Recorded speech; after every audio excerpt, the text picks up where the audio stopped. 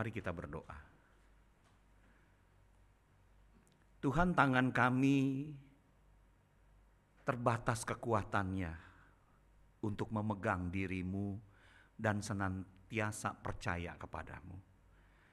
Tetapi kami percaya satu hal yang tidak pernah melepaskan kami, yaitu tangan Tuhan yang selalu memegang kami, yang seringkali meneguhkan dan menguatkan kami lewat segala kebenaran firman-Mu. Sebentar firman-Mu akan kami baca, akan kami renungkan, berikan kepada kami telinga dan hati seorang murid, supaya ya Tuhan, pegangan tangan kami terhadap Engkau, Tuhan kuatkan kembali, karena kami bisa melihat akan segala janji dan kebenaran firman-Mu dalam hidup kami. Urapi hamba-Mu yang penuh dengan kekurangan dan kelemahan, mampukan untuk bisa menguraikan firman-Mu dengan jelas. Berbicaralah Tuhan, kami anak-anak-Mu siap untuk mendengarkannya. Demi nama Tuhan kami Yesus Kristus kami berdoa. Amin. Saudara, mari kita bersama-sama membuka satu bagian dari firman Tuhan yang hari ini diambil dari Markus pasal yang keempat ayat yang ke-35 hingga ayat yang ke-41. Markus pasal yang keempat ayat 35 sampai 41, satu tema yang diberikan kepada kita untuk kita pikirkan, yaitu tentang merajut esok bersama Kristus. Kalau sudah mendapatkannya, saya akan bacakan bagian firman Tuhan ini, berbunyi demikian. Pada hari itu, waktu hari sudah petang, Yesus berkata kepada mereka, "Marilah kita bertolak ke seberang." Mereka meninggalkan orang banyak itu lalu bertolak dan membawa Yesus beserta dengan mereka dalam perahu, di mana Yesus telah duduk dan perahu-perahu lain juga menyertai dia. Lalu mengamuklah taufan yang sangat dahsyat dan ombak menyembur masuk ke dalam perahu, sehingga perahu itu mulai penuh dengan air. Pada waktu itu Yesus sedang tidur di buritan di sebuah tilam. Maka murid-muridnya membangunkan dia dan berkata kepadanya, "Guru, engkau tidak peduli kalau kita binasa?" Ia pun bangun, menghadrik angin itu dan berkata kepada danau itu, "Diam, tenanglah." Lalu angin itu reda dan danau itu menjadi teduh sekali. Lalu ia berkata kepada mereka, "Mengapa kamu begitu takut? Mengapa kamu tidak percaya?" Mereka menjadi sangat takut dan berkata seorang kepada yang lain, "Siapa gerangan orang ini sehingga angin dan danau pun taat kepadanya?" Saudara, satu hari ada seorang ibu datang kepada saya dan kemudian dia berkata, "Pak Pendeta, saya sudah tidak mau lagi datang ke gereja. Saya tidak mau lagi jadi orang Kristen." "Loh, kenapa Bu tidak mau jadi orang Kristen?" "Ya ngapain jadi orang Kristen? Saya sudah jaga makan saya dengan sangat baik. Diet saya perhatikan, makan makanan yang bergizi, saya tidak merokok, saya tidak minum alkohol. Tapi kenapa Tuhan izinkan saya mengalami kanker?" Teman saya itu tuh ke gereja enggak, hidup sembarangan, merokok iya. Tapi dia sehat-sehat, padahal seumur dengan saya. Kenapa saya yang justru rajin beribadah, menjaga kesehatan saya, Tuhan berikan saya kanker? Kenapa kanker itu tidak diberikan saja kepada dia yang jadi perokok itu? Kalau Tuhan seperti itu, buat apa saya ke gereja? Seorang bapak kemudian mengatakan juga, "Pak Pendeta, saya sudah tidak mau lagi bergereja." Kenapa? Karena sejak saya mengikut Tuhan, usaha saya bukan menjadi lebih baik. Kebenaran Tuhan saya coba praktekkan dalam hidup saya. Saya tidak lagi melakukan yang namanya jual barang Spanyol. Tahu ya, separuh nyolong. Nah begitu loh. Tapi apa yang saya terjadi? Usaha saya tidak menjadi semakin baik, bahkan keuntungan semakin kecil dan berat saya jalanin dalam hidup ini. Kalau ikut Tuhan seperti itu, untuk apa saya percaya kepadanya dan beribadah kepadanya? Lebih baik lihat teman-teman saya. Hidupnya pesta pora, jalanin hidup juga tidak peduli dengan kekudusan, usahanya baik-baik. Nah saudara sekalian, inilah perkataan-perkataan yang sering kali keluar dari mulut seorang Kristen ketika kita mengalami permasalahan-permasalahan dalam kehidupan. Kenapa saudara sekalian? Karena banyak orang Kristen yang datang ke gereja menyembah Tuhan tapi memiliki konsep yang salah. Mereka berpikir begini saudara sekalian ya, kalau Kristus itu hadir dalam hidup ini, maka seharusnya hidup selalu berjalan lancar tanpa kesusahan. Maka ketika saya sebagai orang Kristen yang mencoba menghadirkan Kristus dalam hidup saya jalani hidup ini, tetapi yang saya terima justru adalah ketidaklancaran dan kesusahan. Maka kesimpulannya dua. Artinya yang pertama, Tuhan tidak hadir dalam hidup saya. Tuhan tidak sayang saya, begitu loh. Jangan-jangan hadir tapi tidak sayang sama saya. Makanya dia izinkan saya menderita. Atau yang kedua, dia sebenarnya ingin memberikan yang baik bagi saya, tapi dia tidak berkuasa memberikannya. Betul? Itu kan kesimpulannya. Maka kita akan mengatakan kalau begitu buat apa saya percaya kepada Kristus? Itulah implikasi dari konsep orang yang menaruh pikiran seperti ini. Kalau Kristus itu hadir dalam hidup saya, seharusnya hidup selalu berjalan lancar tanpa kesusahan. Berarti kalau saya susah, Tuhan itu hadir tapi tidak sayang saya, benci sama saya, atau jangan-jangan sedang menghukum saya. Yang kedua, dia hadir pengen kasih yang baik buat saya, tapi dia tidak berkuasa.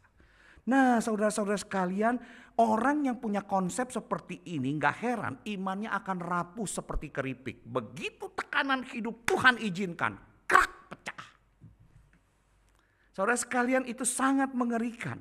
Nah, kalau begitu sesungguhnya apa yang Alkitab ajarkan tentang hal ini?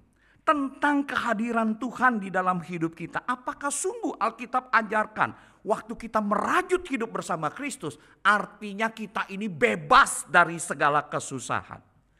Nah, saudara-saudara sekalian, perikop yang kita baca adalah perikop yang menceritakan bagaimana Tuhan bersama dengan orang-orang yang dipilihnya secara khusus.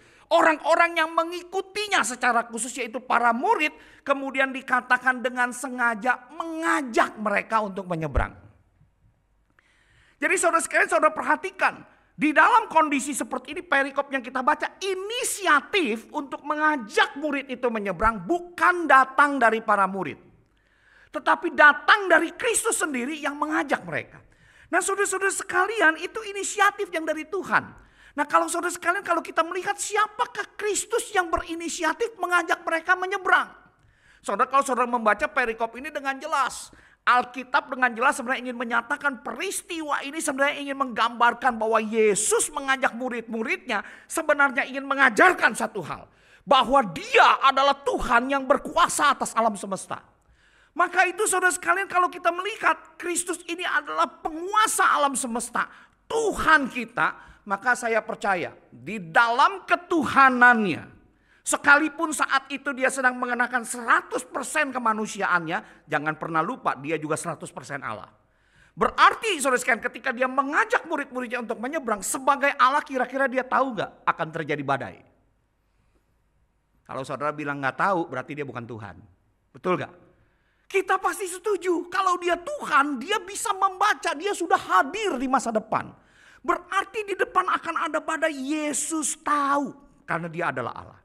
Pertanyaannya, kalau tahu ada badai di depan, kenapa tetap mengajak para murid untuk menyeberang? Ya jawabannya simpel, karena dia sengaja. Betul gak? Ya toh dia pasti sengaja gitu loh. Dia sudah tahu ada badai malah ngajak, yuk kita nyebrang. Berarti kan dia sengaja. Nah, saya percaya saudara sekalian, Yesus yang maha tahu yang sengaja mengajak murid-muridnya itu memasuki badai, sampai Alkitab katakan ketika perahu mereka berlayar, perahu mereka itu sampai ditimbus oleh gelombang. Maksudnya apa? Ombak sampai menyembur masuk ke dalam perahu. Dan membuat mereka itu sangat-sangat ketakutan. Padahal sebagian besar murid-murid Kristus itu adalah para nelayan yang sudah terbiasa untuk melaut. Berarti badai ini bukan badai yang kecil. Sampai membuat para nelayan pun yang biasa di laut itu mengalami ketakutan. Tapi dalam situasi kondisi seperti ini, Alkitab itu mengatakan sang penguasa atas alam itu tidur di dalam perahu. Tidur saudara sekalian. Dan situasi itu begitu menekan para murid. Jadi wajar kalau mereka sangat panik dan ketakutan. Bahkan menjadi curiga terhadap Tuhan. Maka ketika mereka membangunkan Tuhan, apa yang ditanya oleh para murid? Tuhan, kamu tidak peduli kalau kita binasa? Mereka melihat seakan-akan Tuhan itu adalah Tuhan yang selalu melipat tangan di tengah-tengah kesusahan umatnya. Kamu gak peduli kalau kita binasa. Kecurigaan terhadap Tuhan itu muncul dari pertanyaan mereka. Tapi saya percaya, saudara, Tuhan yang hadir di tengah-tengah perjalanan pelayaran ini, saya percaya dia bukan hanya Tuhan yang maha tahu, tapi dia juga Tuhan yang maha baik. Kalau dia tahu ada badai, sengaja mengajak murid-muridnya itu untuk menempuh badai, berarti ada satu rencana baik yang sebenarnya ingin ia ajarkan. Yang kesimpulan utamanya adalah satu waktu murid akan melihat bahwa yang berlayar bersama dengan mereka bukan hanya sekedar orang yang bisa menyembuhkan sakit penyakit, bukan hanya sekedar orang yang bisa memberikan pengajaran-pengajaran yang luar biasa, tetapi juga orang yang menjadi penguasa atas alam semesta. Sehingga ketika dia berkata kepada badai, "Diam, tenanglah," laut itu menjadi teduh sekali. Nah, saudara sekalian, kalau seperti begitu, saudara sekalian, kita bisa menyimpulkan bahwa apa, saudara sekalian? Bahwa kehadiran Kristus di dalam hidup kita tidak membuat ini hidup menjadi steril dari kesusahan. Tetapi, saudara sekalian, kesusahan orang percaya di hati Tuhan pasti memiliki rancangan kebaikan. Ketika Tuhan izinkan itu dan dia melipat tangannya untuk menahan kuasanya, untuk membiarkan saudara menghadapi gelombang-gelombang kehidupan. Dia bukan Tuhan yang tidak berkuasa atas alam semesta ini, atas hidup saudara dan saya.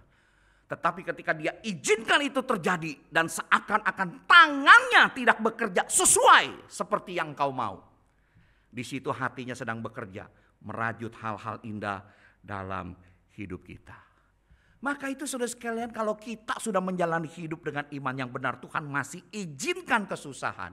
Sekali lagi saudara sekalian, ada maksud baik Tuhan.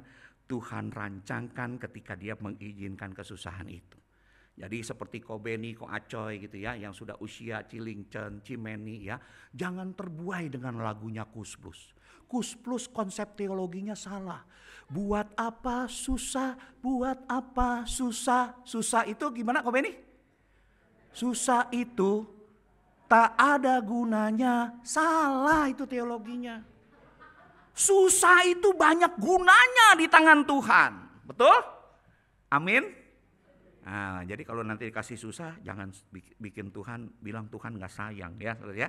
Nah, pertanyaannya saudara sekalian, apa yang Tuhan rancangkan ketika Ia mengizinkan terjadi kesusahan buat anak-anak yang dikasihinya? Yaitu saudara dan saya. Saudara, saya melihat minimal saudara sekalian ya, di dalam rancangan Tuhan ketika Tuhan izinkan satu hal yang menjadi pergumulan hidup kita, ada 3 hal yang sebenarnya Tuhan sedang kerjakan dalam rancangan kebaikannya. Yaitu yang pertama, karena Tuhan ingin menarik kita kepada hidup yang mengandalkan Dia. Tuhan ingin tarik kita. Saudara, saya mau katakan salah satu pergeseran yang harus selalu kita evaluasi dan waspadai secara jujur dalam perjalanan kita mengikut Tuhan adalah masalah siapa yang kita andalkan dalam hidup ini. Saudara, hati-hati loh saudara sekalian. Banyak orang Kristen mengaku mereka pengikut Kristus, padahal sesungguhnya mereka menenteng berhala yang mereka sembah. Dan yang berhala itu bukanlah Kristus. Kalau begitu siapa Pak berhala itu? The self. Diri kita. Kenapa saudara sekalian? Karena mengikut Kristus itu bukan tentang yang namanya bermoral baik. Betul? Kalau yang namanya bermoral baik, semua agama juga mengajarkan moral baik. Nah, kalau begitu mengikut Kristus itu tentang apa? Mengikut Kristus sesungguhnya tentang adalah menjadikan Dia sebagai Tuhan atas hidupmu.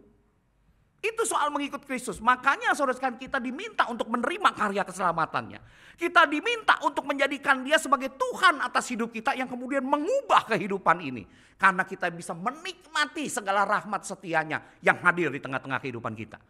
Itu mengikut Kristus. Jadi bukan tentang bermoral baik, tetapi tentang menuhankan Dia. Dan saya mau katakan, untuk kita yang mau menuhankan Dia di dalam hidup ini sampai mati kita akan bergumul. Karena akan selalu terjadi tarik-menarik di dalam hidup kita tentang siapa yang menjadi Tuhan. Banyak orang Kristen menyatakan dirinya Kristen, tapi Tuhannya itu diri sendiri. Yang terpenting dalam hidup ini keinginanku, kemauanku, harapanku, cita-citaku. Tidak pernah tanya, Tuhan apa maumu? Saudara hati-hati. Kenapa saudara sekalian bisa terjadi ini menjadi sebuah pergumulan besar bagi kita? Karena saudara sekalian harus kita akui, itulah akar dari dosa manusia. Saudara, dosa manusia akarnya itu bukan tentang membunuh, bukan tentang berzina, bukan tentang mencuri. Tetapi apa? Ingin menjadi sama seperti Allah. Ketika manusia mengambil buah pohon pengetahuan yang buruk, tujuan utamanya apa? Mau menjadi sama seperti Allah. Ingin jadi Tuhan atas diri sendiri. Ini kecenderungan bawaan. Saudara dan saya sebagai orang Kristen akan bergumul sampai mati. Siapa yang akan menjadi Tuhan atas hidup kita ini? Dan pergumulan ini tidak memandang bulu untuk pengusaha, untuk profesional, untuk hamba Tuhan pun menjadi pergumulan kita. Sebab kadang-kadang kita bisa menenteng berhala diri kita sekalipun kita melayani Tuhan. Saudara, hati-hati dengan hal ini. Maka itu tidak heran saudara sekalian. Di dalam kondisi ketika manusia ingin menjadi Tuhan, mengontrol segalanya. Terkadang Tuhan izinkan penderitaan. Supaya di tengah penderitaan ini mata kita memandang bahwa kita tidak bisa mengontrol segalanya. Kita membutuhkan sumber kehidupan kita untuk memberkati kita. Kita harus mengakui sekalipun kita punya banyak potensi, kita ciptaan yang terbatas. Yang harus selalu bergantung kepada penciptanya. Saudara lihat, itulah kenapa Tuhan ajak murid-muridnya. Saudara, kalau untuk urusan laut sebenarnya yang lebih jago murid-murid atau Tuhan Yesus? Murid-murid lah, betul gak? Mereka sudah biasa berlayar, mereka sudah biasa menangkap ikan karena sebagian besar adalah para nelayan. Tuhan Yesus jagonya nyerut. Karena apa? Anak tukang kayu, betul gak? Ngegergaji, ya gitu kan kalau secara manusia. Tetapi saudara sekalian, ketika mereka itu dibawa masuk ke dalam laut oleh sang pemilik bumi ini dan penguasa alam semesta. Yesus biarkan mereka memasuki situasi yang menakutkan dan dia sengaja untuk diam tidur melipat tangannya di dalam buritan. Supaya apa? Supaya murid-murid dibawa kepada satu kesulitan yang akhirnya mereka menyadari pada satu titik. Bahwa mereka perlu bergantung kepada Tuhan dan membangunkan Tuhan yang tidur di buritan. Nah saudara sekalian, hati-hati. Di dalam kehidupan kita seringkali kita hanya beragama Kristen, tetapi ketika kita menjadi Tuhan atas diri kita sendiri, sesungguhnya kita adalah orang-orang ateis praktis. Agamanya Kristen, tapi tidak menjadikan Kristus sebagai Tuhan atas hidupnya. Maka itu kadang-kadang Tuhan perlu kepada kecenderungan kita yang seperti itu membawa kita dalam timbusan gelombang badai. Kalau saudara nggak percaya, coba perhatikanlah kecenderungan kita sebagai ateis praktis. Cobalah saudara lihat, kapan sih suara Tuhan paling terdengar kecil di telinga kita? Saat semua lancar, betul gak? Bisnis lancar, hidup sehat walafiat, anak baik-baik. Ya kita rasa ya kita nggak perlu Tuhan kok, semuanya lancar kok. Betul gak? Waktu semua lancar saudara sekalian, itu kita jarang sekali, Tuhan apa yang kau inginkan, nyari suara Tuhan. Aduh itu jarang. Itu saya temukan di tengah-tengah jemaat gitu ya.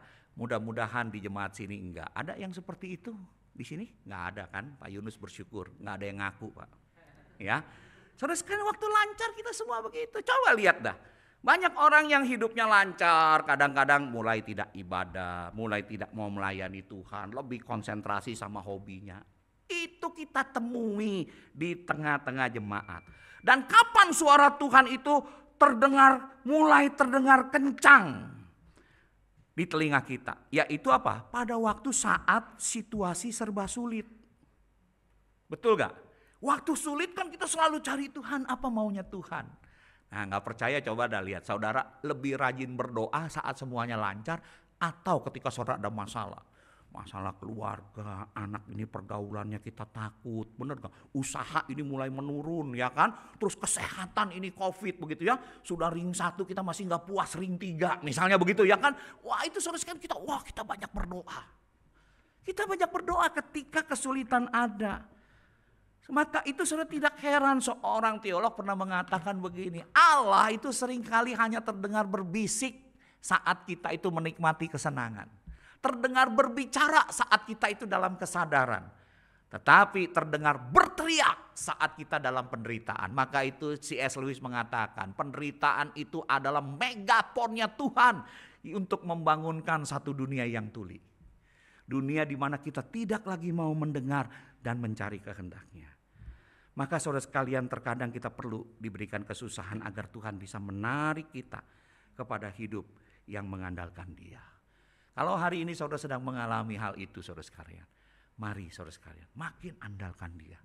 Makin andalkan Dia. Jangan kemudian mengatakan, buat apa saya pergi ke gereja? Salah. Kalau saudara ketika berdoa Tuhan masih melihat tangan Tuhan tidak bekerja, terus makin berdoa. Terus makin mengandalkan Dia. Jangan putus asa untuk merendahkan diri di hadapannya sambil kita menunggu waktu Tuhan. Sama seperti kalau saudara saat ini pergi misalnya ke puncak. Waktu saudara lagi naik ke puncak saudara dengan mengendarai mobil. Kabut itu begitu tebal, hujan itu turun. Nah saudara sekalian, waktu itu hujan turun, apa yang saudara lakukan? Saudara akan nyalakan wiper mobil saudara kan? Seret, supaya saudara apa? Bisa melihat jalanan itu terang. Nah kalau kemudian hujan ternyata sudah saudara nyalakan makin keras, kabut makin gelap. Saudara lakukan apa? Makin saudara putarkan wipernya itu makin kenceng kan, betul gak? Ya toh? Atau saudara akan mengatakan, wah ini udah diputar wipernya hujan malah makin besar. Udah dimatikan sekaliannya wipernya, buat apa kok hujannya makin gede. Saudara kalau saudara punya supir seperti begitu segera pecat. Karena akan membawa saudara kepada kematian mendadak karena sebuah kecelakaan. Adalah bodoh bagi seorang anak Tuhan ketika Tuhan izinkan penderitaan justru yang dia lakukan malah menjauhi Tuhan. Harusnya kau harus makin dekat, makin dekat. Gunakan segala sarana imanmu untuk makin mengandalkan Tuhan. Itu yang Tuhan inginkan. Yang kedua saudara, seringkali saudara sekalian penderitaan itu Tuhan izinkan dengan satu maksud baik untuk membentuk kita menjadi semakin serupa dengan kita, dengan Tuhan. Saudara, perjalanan kehidupan iman yang sehat dan kuat itu sama seperti kesehatan fisik. Yaitu apa? Senantiasa membutuhkan latihan. Ini yang kita sebut sebagai prinsip kesengsaraan dan kita semua dipengaruhi olehnya. Ya. Saya kadang-kadang kalau setiap kali kesini kalau ngelihat Ko Acoy itu saya senang ya. Usia makin bertambah tapi tetap aja makin tegap, makin sigap kerjanya ini. Kenapa saudara sekalian? Usia seperti dia bisa seperti itu karena rajin olahraga. Betul Acoy ya? Rajin olahraga, rajin main basket, rajin apa. Dan ketika seorang pemain basket itu dilatih saudara, kadang dia perlu squat jam, kadang dia perlu angkat beban. Kenapa? Supaya fisiknya prima. Tapi coba orang model Ko Acoy kayak begini ya, Ko Beni, empanin terus makan. Jangan olahraga coy. Nih duren, nih makan samcan, nih makan kaki babi, nih makan apa begitu, kue tiaw, bakmi, ayam rebus, kasih dia makan. Kalau tiap kali mau olahraga, gak usah olahraga, makan saja. Percaya saudara sekalian, percaya dah. Dia akan menjadi seorang yang makin lemah. Kenapa? Ketika dia tidak berolahraga. Padahal kalau ketika orang olahraga kayak Ko Acoy itu disuruh squat jam, lompat-lompat begitu, capek enggak? Menderita. Bahkan sekarang saudara sekalian dikatakan kita yang udah usianya 50 nih, dikatakan kita itu harus bukan sekedar jalan pagi, harus belajar latihan beban. Itu kedokteran mengatakan. Harus mengangkat besi lagi supaya apa? Otot-otot saudara itu terlatih. Nah waktu ngangkat beban itu setengah mati loh saudara sekalian. Menderita saudara sekalian. Saya juga pernah mengikuti anjuran itu. Tidak bisa Pak Fri kalau cuma nyepeda doang. Otot Pak Fri habis. Harus latihan beban. Wah ikut saudara fitness.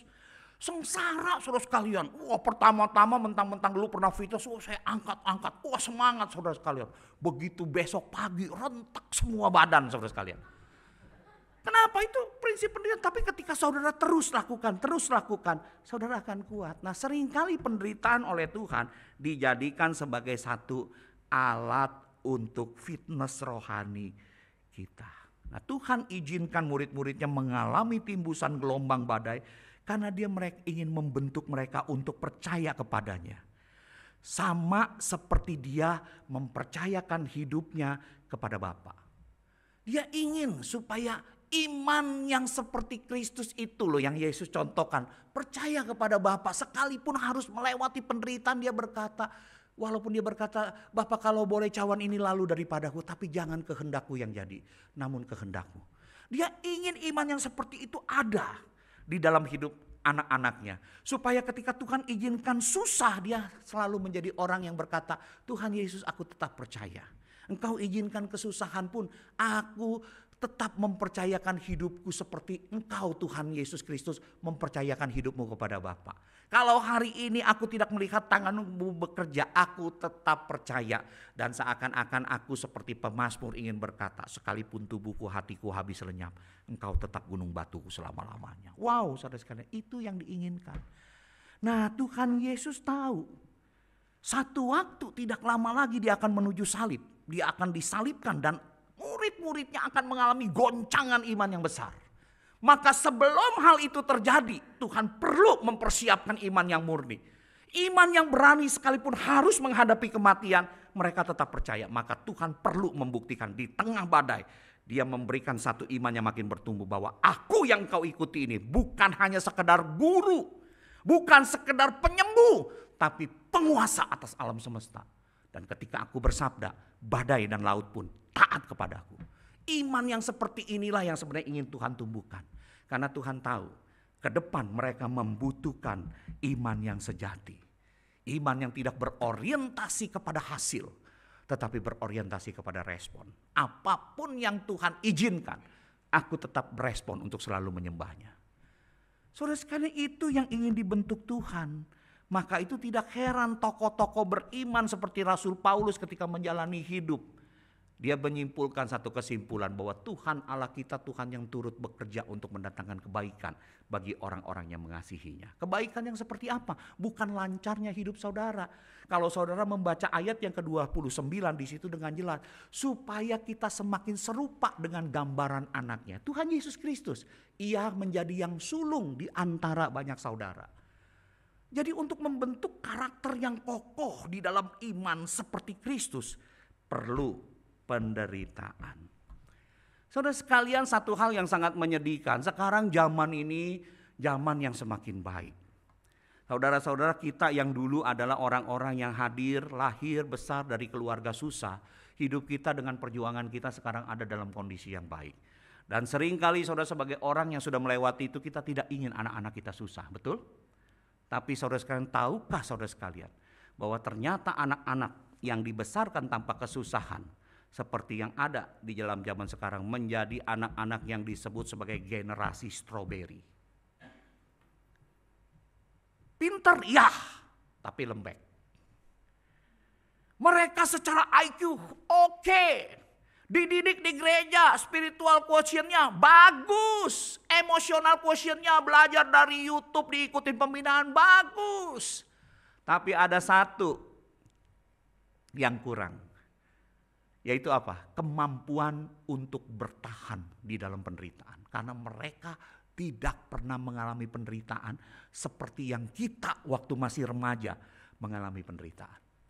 Muncul generasi sekarang yang disebut generasi stroberi. Beda. Kalau seperti saya, ya saya udah dari kecil udah biasa susah. Dan kebetulan saya punya mama yang hebat. Mama yang luar biasa, lebih pintar dari pemerintah Amerika maupun pemerintah Jepang dan China. Loh serius, mama saya begitu loh. Sekarang orang Jepang sama orang China sama orang Amerika, mereka itu sudah mikirnya itu, saudara sekalian, bagaimana untuk supaya manusia itu bisa hidup di bulan. Betul gak? Betul? Sekarang mereka lagi berjuang bagaimana di bulan ini dibuat atmosfer dan lain sebagainya. Mereka lagi pikirkan bagaimana caranya hidup di bulan. Itu negara-negara maju. Mama saya sejak kecil, saya, Rudi, Denny, itu anak-anaknya 3 laki-laki, itu sudah dididik. Bagaimana caranya bertahan hidup dari bulan ke bulan. Saking susahnya hidup mama saya. Saya sudah terlatih itu loh. Nah, tetapi kan anak-anak kita belum tentu mengalami didikan seperti itu. Maka nggak heran muncul generasi strawberry. Nah, saudara sekalian, Tuhan seringkali bawa kita pada kesusahan. Karena kesusahan tidak selalu itu hukuman dosa. Terkadang itu adalah alat fitness rohani yang Tuhan sediakan. Maka itu saudara-saudara sekalian, jangan lupa. Waktu saudara hidup saudara sebagai orang Kristen, jangan pernah lupa saudara sekalian. Bahwa saudara dipanggil Tuhan, ditebus Tuhan. 1 Petrus 2 ayat 9 mengatakan, kamulah bangsa terpilih, imamat yang rajani, bangsa yang kudus, umat kepunyaan Allah sendiri, supaya kamu memberitakan perbuatan-perbuatan yang besar dari Dia yang telah memanggil kamu keluar dari kegelapan kepada terangnya yang ajaib. Saudara, hanya orang-orang yang gagah perkasa yang bisa memikul tugas itu. Yang ketika mereka tahu jati dirinya, imamat yang rajani, umat yang kudus, umat kepunyaan Allah sendiri. Yang percaya kepada Allah, bahwa dalam segala sesuatu yang Dia izinkan, Dia tetap punya rancangan yang baik bagi kehidupan mereka. Saudara-saudara sekalian, itu hal yang kedua. Hal yang ketiga, saudara sekalian, Tuhan izinkan seringkali penderitaan itu menimbus kehidupan kita untuk memupuk kita agar menghasilkan hidup yang berdampak. Saudara, kalau kita melihat akhir kisah dari hal ini adalah dengan jelas dikatakan Yesus yang bangun itu kemudian meredakan badai itu dengan hanya sekali bersabda. Jadi saudara lihat tuh Tuhan tahu kapan waktunya. Tuhan tahu kapan waktunya Dia untuk bertindak. Jadi saudara sekalian, ketika Tuhan melihat proses bagi umatnya itu sudah selesai, maka Tuhan cukup bersabda dan tenanglah badai itu. Sama saudara sekalian, waktu Tuhan izinkan badai, kalau bukan saudara menderita karena dosa dan kebodohan saudara, tapi karena memang satu kehendak Tuhan yang mengizinkan itu, percayalah, terlalu mudah bagi Tuhan untuk mengubah keadaan kita apabila Dia sudah selesai untuk memproses hidup kita seperti yang Dia inginkan. Sama dengan badai, cukup Dia bersabda, badai dan laut tunduk padanya. Jadi kalau Dia sudah melihat proses kita itu selesai, terlalu mudah buat Tuhan mengubah keadaanmu. Tetapi Tuhan memerlukan proses kesusahan itu karena apa? Yang Dia ingin bentuk itu bukan soalnya nikmatnya hidupmu, tapi satu karakter tangguh yang bukan generasi strawberry di dalam kalangan umat Allah. Nah, saudara sekalian, pernah diadakan satu survei, yaitu disurvei orang-orang yang mengalami penderitaan. Ditanya sama mereka, waktu kamu menderita sebagai orang Kristen, siapa yang paling banyak memberikan kamu kekuatan untuk kamu terus fight dengan penderitaan karena iman yang Tuhan izinkan dalam hidupmu? Jawabannya saudara sekalian, ketika Martin Dehaan ini mengadakan survei, saudara sekalian, ditemukan ternyata bukan pendeta yang memberikan kekuatan anak-anak Tuhan yang mengalami kesusahan, bukan pendeta, bukan juga dosen teologi. Wah, yang kalau khotbah kadang-kadang bikin kita bingung, predestinasi, single, double dan lain sebagainya saudara sekalian ya. Wah, yang tinggi-tinggi, bukan katanya. Lalu kemudian ditanya, kalau bukan para pendeta, bukan para ahli teologi, siapa yang memberikan kekuatan kepadamu? Dalam survei itu ditemukan mereka hampir dengan jumlah persentase yang sangat besar itu mengatakan mereka itu sangat dikuatkan waktu mereka mengalami penderitaan. Orang yang paling berjasa adalah orang-orang yang pernah atau sedang mengalami penderitaan yang sama dengan mereka, dan orang tersebut sudah melewatinya bersama Tuhan. Jadi orang-orang yang berpengalaman dengan penderitaan yang sama yang mereka alami, itu yang paling memberikan kekuatan. Maka itu saudara sekalian, anak-anak Tuhan masalahnya bermacam-macam, betul ya. Ada yang masalah keluarga, ada yang masalah keuangan, ada yang masalah sakit penyakit, bermacam-macam. Kenapa saudara sekalian? Supaya saudara sekalian, ketika anak-anak Tuhan itu Tuhan izinkan dengan situasi seperti itu, nah, ketika mereka bertemu dengan orang yang mengalami pergumulan yang sama dan mereka sudah melewatinya, mereka bisa men-sharingkan hidup itu. Dan orang ini kemudian dikuatkan ketika mereka harus memikul penderitaan yang sama yang pernah dialami oleh orang yang men-sharingkan. Jadi Tuhan perlu begitu. Sama saudara sekalian ya, saya kadang-kadang tidak mengerti. Teman saya seorang pendeta wanita belum menikah ya, menjaga makanan dengan baik, tubuhnya itu tidak punya kelebihan ya. Kalau saya, saudara lihat kan, saudara tahu ya, saya banyak kelebihannya ya, kelebihan berat badan saudara sekalian. Kalau teman saya ini tubuhnya ramping apa segala macam, makannya pun bersih. Kami bersedih, tahun ini kami dapatkan, saat ini sedang pergi ke Penang dan didapatkan harus angkat seluruh kandungannya karena kelihatannya ada sesuatu yang kurang baik di sana dan akan diotopsi. Apakah itu kanker yang menyebar atau apa, atau hanya miom yang terlalu banyak, tidak mengerti. Nah, saya berpikir, Tuhan, kenapa Tuhan izinkan seperti ini? Karena kadang-kadang Tuhan perlu izinkan anak-anak Tuhan mengalami dalam hal kesehatan seperti itu supaya waktu ada orang juga yang memikul beban berat dari sakit penyakit, orang ini akan efektif. Ketika dia berkata, aku juga pernah mengalami hal yang sama dan aku melewatinya bersama Tuhan. Betul gak?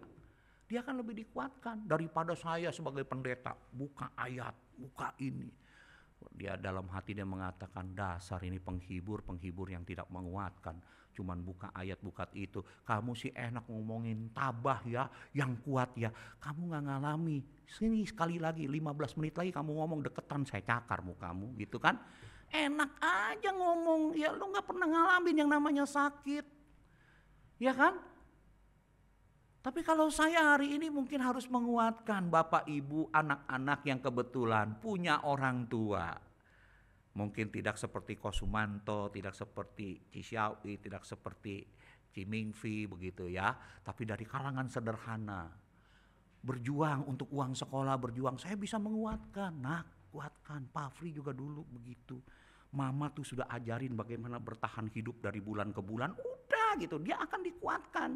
Ya kan? Orang ini sudah melewati. Begitu loh saudara sekalian. Jadi oleh karena itu Tuhan seringkali Tuhan izinkan. Karena memang saudara sekalian, kesusahan yang kita alami seringkali merupakan pupuk yang subur bagi kehidupan kita. Agar kita dapat menjadi berdampak bagi kehidupan sesama. Saudara, saya punya seorang teman namanya Sulaiman. Ya, tapi orang Chinese saudara saya ya. Ya, itu rekan saya. Sekarang jadi ketua YKKI, orang awam, dia pengusaha aluminium dan lain sebagainya. Sekarang jadi ketua Yayasan Kalam Kudus Indonesia yang ada di Central Park, jadi pusatnya begitu ya. Nah, saya seringkali berinteraksi. Dulu saya bertanya kepada dia, Pak, kenapa sih kamu ikut-ikutan saya, anaknya cuma satu? Apa kurang iman juga seperti saya? Kalau dulu kan saya pendeta. Itu kan susah gitu ya kan. Kalau nanti ada 2, ada 3, saya mungkin belum tentu sanggup membiayai begitu kan. Kenapa kamu ikut-ikutan saya, cuman anaknya satu, wanita juga lagi begitu ya. Karena saya berani ngomong begitu, dia anaknya umurnya lebih kecil daripada Kesia begitu. Saya ngomong begitu. Kenapa kurang iman? Masa pengusaha kurang iman? Mestinya kamu 3 atau 4, saya bilang, kalau perlu 6 bisa main tim voli begitu ya kan. Nah, terus dia bilang, waktu saya bercanda begitu dia cerita sama saya sambil makan, Pak Fri, sebenarnya anak saya 2. Loh, kenapa? Anak saya yang pertama, cici dari anak saya ini, yang pertama kecelakaan. Padahal anak itu saat itu baru masuk kuliah. Aduh Pak Fri, itu menghancurkan saya. Anak saya yang itu lebih cantik daripada yang kedua ini. Rajin melayani Tuhan, sangat disenangi oleh muse sama semu di gereja. Tapi satu waktu biasanya saya anterin anak itu kalau dia mau pergi. Tapi hari itu karena butuh membeli sesuatu, dia naik motor sama temannya. Kecelakaan, kepalanya tergilas oleh truk. Mati di tempat. Waduh, saya itu rasanya pedih. Wah, saya hanya bisa diam karena bercandain dia begitu. Terus kemudian saya berkata, lalu apa yang kamu lakukan? Sedih Pak, pedih Pak. Tapi saya selalu ingat, Tuhan tidak pernah salah. Saya mempercayakan kalau itu memang yang Tuhan inginkan, sekalipun ada sisi saya merasa bersalah karena kelalaian saya saat itu, saya sibuk tidak mengantar dia. Tapi itu ya jalannya Tuhan. Nah, saya cuma bisa berkata, Pak, pengalamanmu satu waktu akan Tuhan pakai bagi seorang tua yang mungkin terpuruk imannya karena kehilangan seorang anak yang dia kasihi. Itu loh, kadang-kadang Tuhan izinkan. Sakit gak bagi dia? Sakit. Tapi dia tetap bertahan. Dan ketika ada yang mengalami kesulitan tentang masalah seperti itu di tengah-tengah jemaat, saya suka berkata, ini bagianmu. Yuk dampingi saya, kamu yang harus sharing. Karena saya nggak pernah mengalami kehilangan anak. Tapi dia pernah mengalami. Nah saudara sekalian, seringkali seperti itu. Seperti itu. Tuhan izinkan saudara mengalami hal tertentu supaya hidup saudara berdampak, menguatkan. Dunia ini banyak orang-orang yang terluka, yang diperlukan oleh anak-anak Tuhan untuk menguatkan mereka, menyembuhkan mereka yang terluka, membangkitkan semangat yang letih lesu di dalam iman kepada Kristus. Maka terkadang Tuhan izinkan hal itu. Nah hari ini kita belajar ya, merajut hidup bersama Kristus tidak berarti perjalanan hidup tanpa kesusahan. Allah kadang izinkan itu menjadi sebuah proses yang baik bagi kehidupan iman kita untuk menarik kita pada hidup yang mengandalkan Kristus, membentuk kita menjadi semakin serupa dengan Kristus, memupuk kita agar menghasilkan hidup yang berdampak. Maka itu saudara sekalian, kalau hari ini Tuhan izinkan ada timbusan gelombang dalam kehidupan yang engkau jalani, mari percayalah senantiasa kepada Allah, dekatkan dirimu kepada Allah, dan yakinlah ketika tangan Tuhan bertindak tidak sesuai dengan keinginan hatimu, maka jangan pernah ragukan hati Tuhan yang selalu ingin memberikan yang terbaik bagi hidupmu. Percayalah akan hal itu. Apa jaminannya? Jaminannya kalau saudara ke gereja, pandang pada salib Kristus. Saudara, saya mau tanya, saudara adalah umat pilihan Allah, milik Allah, kepunyaan Allah yang ditebus bukan dengan emas dan perak, tapi dengan kematian anak Allah yang rela mengekang dirinya, ngambil rupa seorang manusia, mati di atas salib bagi saudara dengan mengorbankan tubuh yang terpecah, mahkota duri yang tertancap di kepalanya, salib yang kemudian memantek tangan dan kakinya, menggantung dirinya seakan-akan menjadi orang yang begitu hina, ditolak oleh langit, ditolak oleh bumi. Tapi demi untuk saudara dia lakukan semuanya itu. Dia sudah bayar dengan lunas ketika dia mati di atas kayu salib dan berkata, tetelestai, sudah selesai. Saudara, kalau saudara ditebus dengan harga yang sebegitu mahal, apakah Tuhan akan main-main dengan tebusannya yang sudah dia tebus dengan nyawanya sendiri? Akan main-main? Tidak, dia akan pelihara sebaik-baiknya.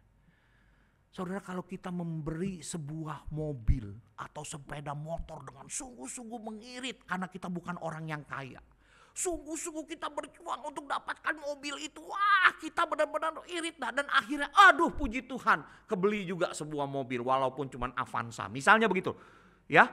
Tetapi maksudnya saudara berjuang untuk beli itu, bertahun-tahun saudara ngirit, akhirnya bisa punya mobil itu. Terus kemudian kalau saudara sudah punya mobil yang saudara beli dengan susah payah, saudara akan pakai sembarangan? Enggak saudara sekalian, ya betul ya. Saudara akan pergunakan dengan baik-baik, dengan hati-hati. Kalau ada lubang saudara akan pelan-pelan, betul gak? Kalau saudara taruh mobil saudara di rumah walaupun sudah masuk garasi, kadang-kadang masih kita kasih sarung, benar gak? Dan kalau misalnya seandai-andai kita lupa habis dari keluar, wah seminggu sekali kita bersihkan. Gak cukup untuk dicuci, betul kan? Saudara mungkin akan semir itu yang namanya ini biar mengkilap, kalau perlu kalau lalat nempel pun kepleset di situ, kan begitu. Nah sekarang saudara dan saya manusia yang sudah dibeli dengan nyawa Tuhan, bukan emas dan perak. Apa mungkin Tuhan akan sembarangan memperlakukan hidupmu dan hidupku? Percayalah. Kalau andai kata Tuhan izinkan sesuatu yang tidak sesuai dengan keinginan kita, Tuhan punya maksud. Karena engkau terlalu berharga. Kalau hidupmu itu hanya berdampak bagi dirimu sendiri, tapi bukan bagi kemuliaan Tuhan dan memberkati sesama. Tuhan memberkati, mari kita berdoa. Terima kasih Tuhan untuk kebenaran firman-Mu. Terjemahkanlah kebenaran firman ini kepada setiap kami, anak-anak-Mu. Supaya apapun yang terjadi ketika kami tidak melihat tangan Tuhan bertindak, ketika kami melihat tangan Tuhan itu bertindak tidak sesuai dengan keinginan kami bisa tetap percaya kepada hati Tuhan yang sedang berkarya untuk kebaikan kami. Topang kami, tolong kami Tuhan, untuk selalu berpegang dan selalu mempercayai Engkau dalam apapun yang Engkau izinkan terjadi atas hidup kami. Demi nama Tuhan kami Yesus Kristus, kami berdoa. Amin.